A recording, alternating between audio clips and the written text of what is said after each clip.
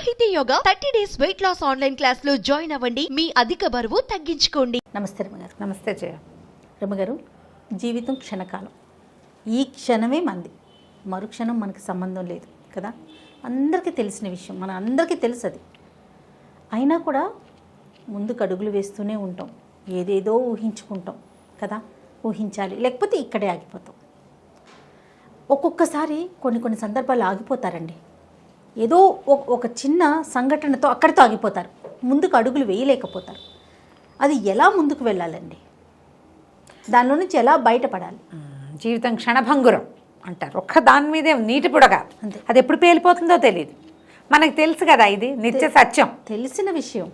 ఎవరైనా పోయినప్పుడు అక్కడికి వెళ్ళామనుకో, ఎంత సింపుల్. ఇందాకే మాట్లాడాడు, పొద్దున్నే చూసా, నిన్న కాక మొన్నే ఫోన్లో మాట్లాడా, మొన్నేగా కాశీ వెళ్ళొచ్చాడు, అవును, నిన్న కాక మొన్న పిల్లకి పెళ్లి చేశాడు, వ్యాపారం పెట్టారు, అదేదో పని చేశారు, కొత్త చొక్కా కొనుక్కొచ్చాడు నిన్న సాయంత్రం, ఇవాళకి వెళ్ళిపోయాడు. ఆ చొక్కా వేరే చొక్కా వేసుకోవడానికి వెళ్ళిపోయినట్టే.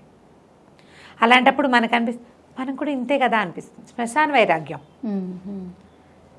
ఇంతేగా జీవితం అనిపించేస్తుంది. ఒక్కడు ఎవడో ఒకడు అక్కడ ఆగిపోతారు జయ. అవునండి. మరణ భయం వాళ్ళని పట్టి పీడించేస్తుంది. మిగిలిన వాళ్ళు ఎవ్వరూ ఆగరు. మనం ఒక విష్ణుమాయా విలాసంలో ఉంటాం. ఇంటికి వెళ్తాం, అలాగే దీనంగా పోతాం. లేదా అక్కడ ఉన్న వాళ్ళు కూడా దీనంగా ఉంటారు. ఆ మరణం దగ్గర ఆ ఇళ్లలో ఉన్న వాళ్ళు కూడా అలా కూర్చుంటారు. ఇది ఆగిందని, ఒక్క జీవితం ఆగిపోయిందని. ఏది ఆగుతుంది?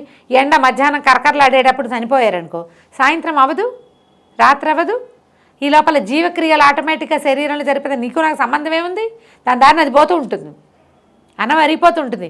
నువ్వు వద్దను కాదను ఏదో ఒకటను, నువ్వు ఏమన్నా సరే గాలి లోపలికి పోతూ ఉంటుంది, బయటకు వస్తూ ఉంటుంది, జరిగిపోతుంది. లోపల అన్నం తిప్పే మెషిన్ తిప్పుకుంటూ ఉంటుంది, దాని పని అది చేసుకుంటుంది. రక్తం దాని దారిని అది పరుగులు తీస్తుంది. కిడ్నీ తన పని అది చేసుకుంటుంది, స్ప్లీన్ దాని పని అది చేసుకుంటుంది, లివర్ దాని వేషం అది వేసుకుంటుంది. ఆటోమేటిక్గా చీకటి పడేసరికి ఆకలిస్తుంది, రాత్రి అయ్యేసరికి నిద్ర వస్తుంది. సహజం కదా. చాలా. ఈ సహజత్వం తెలుసు తెలీదు మనకి తెలియకపోతే ఆగదు కదమ్మా. నాకు తెలీదు నీ లివర్ ఎలా పనిచేస్తుందో నువ్వు చెప్పంటే, ఎవరో బయాలజీ స్టూడెంట్, ఆ డాక్టర్లు ఎవరో చెప్తారు. నువ్వు నేను ఏం చెప్తాం? ఎవరికి తెలుసు? ఆ లోపలికి వెళ్ళి అది ఏం చేస్తుందో చూడం మనం.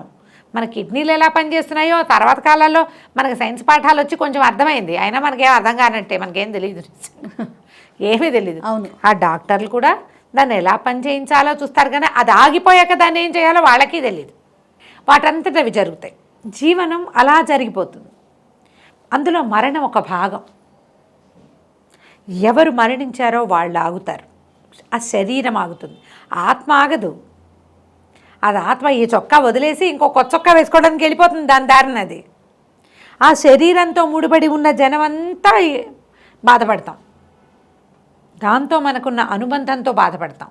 ఆత్మకి ఏమీ లేదు, దాని దారిని అది పోయి ఇంకో చంటిపోయి ఒక పుట్టవలసిన ఒక శిశువు శరీరంలోకి ప్రవేశించేస్తుంది, వెళ్ళిపోతుంది.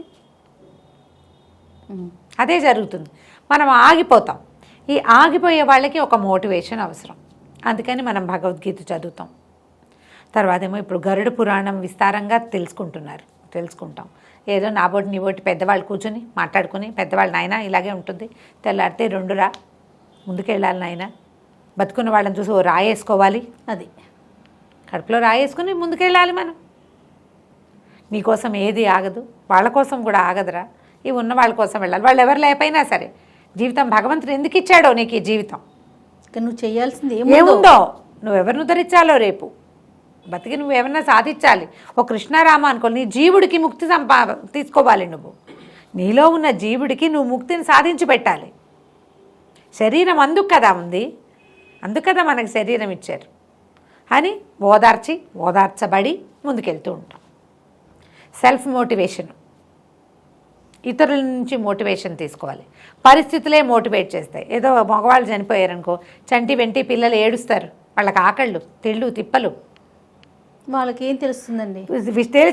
తెలిసిన వాడికైనా ఆకలేదు, దుఃఖం ఉన్న వాడికి ఆకలేదా, నిద్ర రాదా? ఒక పూట ఆగుతారు, అంతే. రేపటికి రెండో రోజుకి క్రియ ఆగదు కదా. ఆకలి ఆపుకోగలం? అప్పుడు సడన్గా ఈ దుఃఖంలో ఉన్న వాళ్ళు ఎవరైనా పీక పీసుకొచ్చినా నన్ను చంపే అని మెడాన్ని తీస్తారా? లేదు, ప్రాణం కోసం కొట్టుకుంటుంది శరీరం.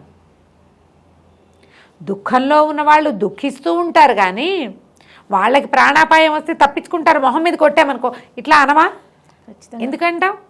అది లోపల ఉన్న చైతన్యం మనల్ని బతికించి ఉంచడానికి ట్రై చేస్తుంది. అవును.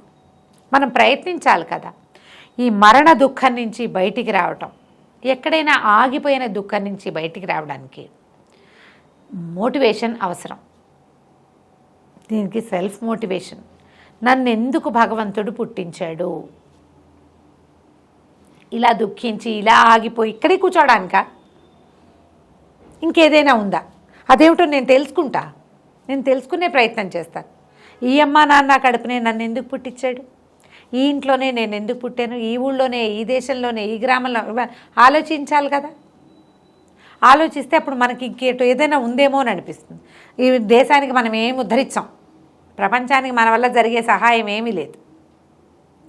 మన చుట్టూత మన చిన్న సమాజం, మన ఇల్లు, మన దొడ్లో ఉన్న ఒక పొగడ చెట్టుకి నీళ్ళు పోయటమైనా మన జీవిత సాఫల్యం అవ్వచ్చే. అవును, అవ్వచ్చు కదా. ఎవరికైనా ఒకళ్ళకి సహాయం చేయటం, దారిపోయే వాళ్ళు ఎవరినో తోడు వెళ్ళటం. మీకు ఎవ్వరూ లేకపోతే ఎవరికైనా సహాయం చేయండి. మీ జీవన సాఫల్యం అక్కడ లభిస్తుంది. ఎందుకు పుట్టాము అనే ప్రశ్నకి సమాధానం అప్పుడు దొరుకుతుంది. ఇతరులకి సహాయం చేయటం, వాళ్ళు ఏదైనా డబ్బిస్తే పుచ్చుకోండి, అది మీకు జీవితానికి ఉపయోగపడితే తీసుకోండి. మీకు అవసరం లేదనుకుంటే ఒట్టిగా సాయం చేయండి. తర్వాత మీకు కావాల్సింది ఎందుకు ఏమిటి అనేది ముందుకెళ్ళాక కనపడుతుంది. అంతే. దానికోసం నువ్వు ప్రయత్నం చేయాలిగా ముందు. నేను ఇక్కడే కూర్చుని ఇలాగే ఏడుస్తూ ఇదే రకంగా జీవిస్తానంటే ఎట్లా? ఎవరి కోసము రోజు ఆగదే. సూర్యుడు ఆగడు, చంద్రుడు ఆగడు, ఆకలి నిద్ర ఆగవు, ప్రపంచం ఆగదు, అది పోతూ ఉంటుంది. దాంతోపాటు నువ్వు కూడా నడు. ఎవరైనా వెళ్తే ఆ వెళ్ళిన వాళ్ళ కోసం కాస్త ఆగు, దుఃఖాన్ని అనుభవించు, బాధపడు. వాళ్లే నన్ను ముందుకు నెడుతున్నారని అనుకుని ముందుకెళ్ళు. ఇది మనం ఆలోచించాలి కదా. మనిషి ఆయుష్ మనం ఎట్లా చెప్తాను జయ? 100 ఏళ్ళు బతికే వాళ్ళు ఉన్నారు, పుట్టగానే చనిపోయే వాళ్ళు ఉన్నారు. అవునండి. మట్టి కుండలు చేస్తారు. కుండలు చేస్తారా? కొన్ని ఇట్లా చేస్తుండగానే వంకర టింకరగా పోతాయి జయ. కొన్ని కుండ చేసి పెట్టాక ఎండితూ పగిలిపోతాయి, కొన్ని ఆవల్లో చేరాక పగులుతాయి, కొన్ని నిలబెడతాయి, కొన్ని లాంగ్ లాస్టింగ్ చాలా కాలం ఉంటాయి. ఒక కుండ కొనుక్కొస్తే 10-12 ఏళ్ల పాటు కూడా ఉంటుంది. పురాతన మట్టి కుండలు, పెడతలు అవి ఇళ్లలో అలాగే ఉంటాయి. మనకు భూగర్భ శకలాల్లో ఒక మట్టి కుండ దొరికింది అని చెప్తారు. దాని లైఫ్ అంతా. ఇప్పుడు అది ఏడిస్తే ఎట్లా? మనం కూడా అలాంటి వాళ్ళమే, మనుషులం కాబట్టి మనకి రాగద్వేషాలు, భయాలు, దుఃఖాలు, కష్టం ఉంటాయి. కానీ వాటి కోసం ఆగద్దు, ఆగిపోవద్దు. ఎవరైనా ఆగిపోతే బాధపడుతూ ఉంటే వాళ్ళని బయటికి తీసుకొచ్చేందుకు మన వంతు ప్రయత్నం చేయాలి. మనం చేయాలి. వాళ్ళతో కలిసి కొంత ప్రయాణం చేసి వాళ్ళని మోటివేట్ చేయాలి. ప్రపంచం మోటివేషన్ తోటే ముందుకెళ్తుంది. కాలం దాని దారిని అది పోతూ ఉంటుంది. నువ్వు దాంతోపాటు వెళ్ళాలిగా. అదే కదా మాటకున్న విలువ. అంతే. అది కాస్త కుంటుపడ్డాం, మళ్ళీ కొంచెం ధైర్యం తెచ్చుకుని ముందుకెళ్ళాలి. అదే మాట సహాయం, అదే కదా. అంతే. ఏమన్నా మాటకున్న విలువ కూడా అది. కాబట్టి ఈ ప్రయత్నం చేయండి, తప్పకుండా మోటివేట్ చేయండి పీపుల్ని మంచి మాటలతోటి. మీరు కూడా మోటివేట్ అవ్వండి. ఎవ్వరూ మనని మోటివేట్ చేసేవాళ్ళు లేకపోతే సెల్ఫ్ మోటివేషన్. నన్ను ఎందుకు పుట్టించాడో దేవుడు, అదేమిటో చూస్తా, నేను తెలుసుకుంటా, ఇంకా ముందుకెళ్తాను నేను అని మనని మనం మోటివేట్ చేసుకుని ముందుకు తీసుకెళ్ళాలి. చక్కగా వెళ్తుంది జీవితం. అప్పుడు ప్రపంచానికి మనం ఉపయోగపడతాం. ఎందుకు వచ్చామో ఆ పని చేస్తాం కనీసం. అంతే. అంతే. రైట్. నమస్తే. నమస్తే చేయండి.